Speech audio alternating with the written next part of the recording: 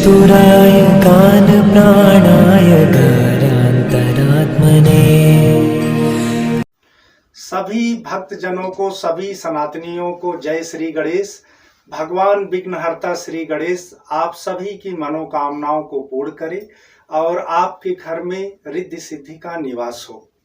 भाइयों, आज हम शुरू करते हैं कि गुरु की महिमा क्या है। आज मैं गुरु के महिमा के बारे में बताऊंगा और एक व्यक्ति कब कब और कैसे कैसे अपने गुरु बनाता है।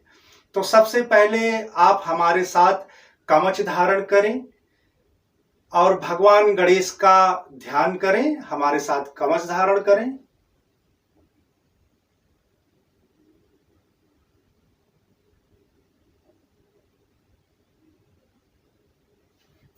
जय श्री गणेश। भाइयों, हमारे शास्त्र में, हमारे जो वैदिक पुराण हैं, उनमें गुरु की महत्ता को पार ब्रह्म स्वरूप बताया गया है। गुरु को वह मार्ग बताया गया है कि हमें अगर परमात्मा तक पहुंचना है तो गुरु की सत्ता का अनुसरण करना होगा और प्रत्येक व्यक्ति को गुरु बनाना होता है। गुरु को सार्थक ब्रह्म बोला गया और कहा गया गुरुर् ब्रह्मा गुरुर् विष्णु गुरुर्देवो महेश्वरः गुरु साक्षात् पार ब्रह्मा तस्मै श्री गुरुवे नमः। अखंड मंडलाकारं व्याप्तं येन चराचरं तदपतं दर्शितं येन तस्मै श्री गुरुवे नमः। मैं अपने गुरु सत्ता को प्रणाम करता हूं और जगत गुरु भगवान शंकर को भी नतमस्तक प्रणाम करता हूं। अब मैं आपको बताता हूं कि आपका प्रथम गुरु कौन है। आज प्रथम गुरु से स्टार्ट करते हैं। हर व्यक्ति का प्रथम गुरु उसकी जननी होती है, उसकी मां होती है। जब व्यक्ति गर्भ में होता है तब भी मां अपने पुत्र के लिए बहुत ही ज्यादा वात्सल्य रखती है और अपने गर्भ में उसको सहेज कर रखती है, संभाल कर रखती है। और जब वही पुत्र 9 मास बाद पृथ्वी में आता है तो आने के बाद सर्वप्रथम अपने पुत्र को वात्सल्य पूर्ण ढंग से मां अपने हृदय से लगा लेती है।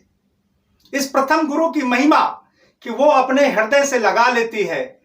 और आप जब बच्चे होते हैं, 6, 7, 8 महीने के होते हैं, 9 महीने के, 10 महीने का बच्चा होता है, तो उसको वो मां किस प्रकार से अपने दूध को पिला करके बड़ा करती है।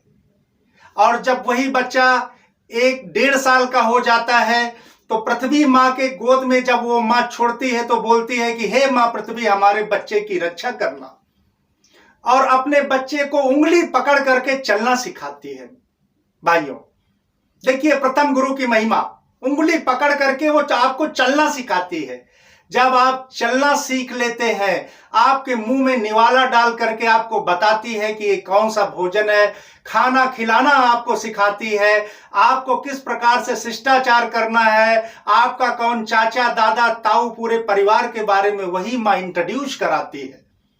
उसके बाद जब आप देखिए आगे चल के जब आप पढ़ने जाते हैं तो वही मां आपका खाना बना करके आपका मार्ग प्रशस्त कराती है, आपको एक एक चीज पढ़ाती है, सिखाती है, समय से उठाती है ताकि आप एक अच्छे व्यक्ति बन सके। और होता क्या है भाइयों, जब आप बचपन में बीमार पड़ जाते हैं तो आपकी वही मां दौड़ी दौड़ी डॉक्टर के यहां जाती और जब तक आप अच्छे नहीं हो जाते हैं वो मां वहां से हिलती नहीं है। हमारे घर के बगल में एक महाशय थे, वो जा रहे थे दर्शन करने के लिए माता वैष्णो देवी। 3 भाई थे, उनकी माता जी बीमार थी, हॉस्पिटल में भर्ती थी और महोदय जी कहां जा रहे हैं? माता वैष्णो के दर्शन करने।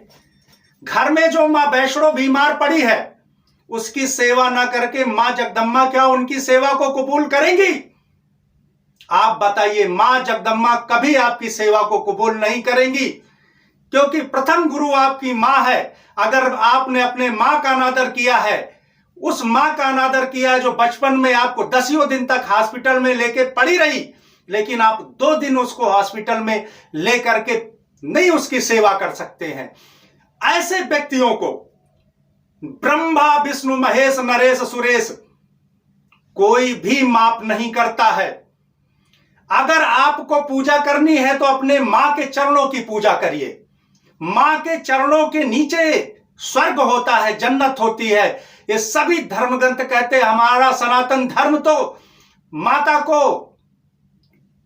पार ब्रह्म के समान संज्ञा देता है कि अगर आपको पूजना ही है तो अपने मां का पूजन करिए। अगर आपको पैर पखारने हैं, पंचामृत लेना है, तो पंचामृत आपके अपने मां के चरणों के धूलि का पंचामृत लीजिए।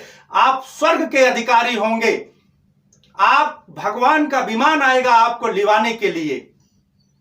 क्योंकि वास्तव में जो व्यक्ति अपने माता की सेवा नहीं करता है, उसको पितृदोष, मातृदोष, कुल दोष का ऋणी हो जाता है और भगवान कभी उसकी कोई सहायता नहीं करते। भगवान शिव की आप सोचते हैं कि मां को नाराज करके भगवान शिव प्रसन्न होंगे? कतई नहीं प्रसन्न होंगे। इसीलिए माता से बढ़कर इस संसार में कोई भी व्यक्ति आपके लिए हो ही नहीं सकता। मां से बढ़कर इस दुनिया में कोई विशेष आपके लिए नहीं है। माता का ऋण पूरे आजीवन आप कभी चुका नहीं सकते। माता ऋण से मुक्ति नहीं पा सकते। इसीलिए भाइयों, जहां जहां तक ये मेरी आवाज पहुंचती हो, आप लोग याद रखना, अपनी पत्नी को तो सम्मान देना चाहिए। हर व्यक्ति को, अगर वो दूसरे घर की कन्या को आप ब्याह करके लाए हैं तो उसको उसका सम्मान दीजिए। वो भी सम्मान के अधिकारी, वो भी नारी है। लेकिन मां का जो स्थान है वह पार ब्रह्म परमेश्वर से भी ऊंचा है। पार ब्रह्म परमेश्वर से ऊंचा है। मैं नहीं कहता हूं, ये प्रभु श्री राम ने सिद्ध किया। अपनी माता के कहने से वन को चले गए। ये भगवान श्री कृष्ण ने सिद्ध किया। अपनी माता के कहने से पाताल लोक जाकर अपने 8 भाइयों को लेकर के चले आए। ये श्रवण कुमार ने सिद्ध किया और यही हनुमान जी ने सिद्ध किया कि माता अंजनी के कहने से अपने स्वामी श्री राम से भी जाकर के टकरा गए।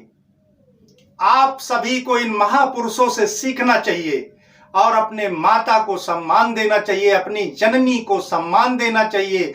इसी के साथ भाइयों, मैं आप सभी से हाथ जोड़ करके एक याचना करता हूं कि हमारे इस वीडियो को ज्यादा से ज्यादा लाइक करें, सब्सक्राइब करें और लोगों तक ज्यादा से ज्यादा भेजें, ताकि जो मैं आपको कल्याणकारी बातें बताऊंगा, अपने ज्ञान से बताऊंगा। देखिए, मैं नवीनता का पोषक हूं, प्राचीनता का पोषक हूं, नवीनता का उन्नायक हूं।